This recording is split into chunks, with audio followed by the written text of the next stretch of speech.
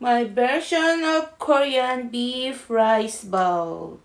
Yes guys, napakadaling gawin at napaka-healthy pa. Sarap-sarap. So tara guys, gawa tayo ng Korean beef rice bowl in a plate kasi wala tayong bowl na malaki.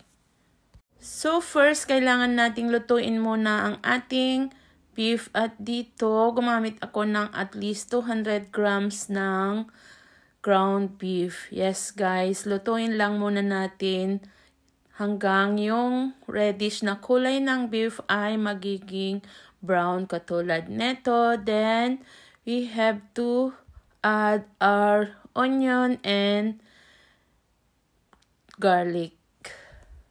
So, ituloy-tuloy lang natin ang pag-stir hanggang tuluyang matuyo ang ating karne at mag-caramelize ang ating bawang at sibuyas. So, kailangan muna nating takpan para yung sibuyas natin at bawang ay maluto.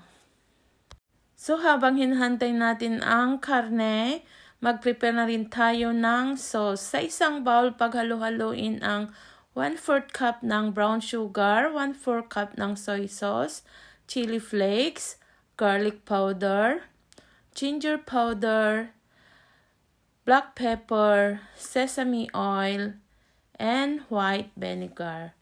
Tapos halu-haluin ng mabuti at ibuhos na sa may karne, halu-haluin at hayaan ng maluto hanggang tuluyang mag-evaporate ang tubig.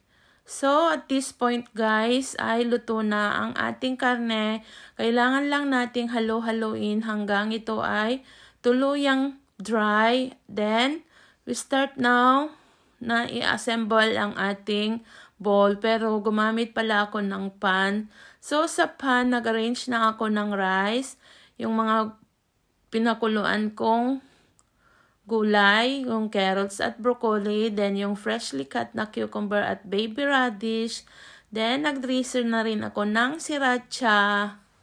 At dahil wala tayong Korean mayonnaise, ay gumamit pala ako ng salad dressing. Yes, guys. Okay naman ang lasa dito.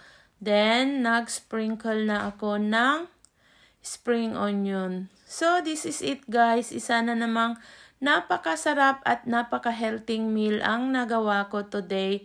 Dahil, guys, talagang gaya-gaya ako kung ano ang napanood ko. Susubukan at susubukan ko. At sana natututo rin kayo sa mga recipe na sinishare ko.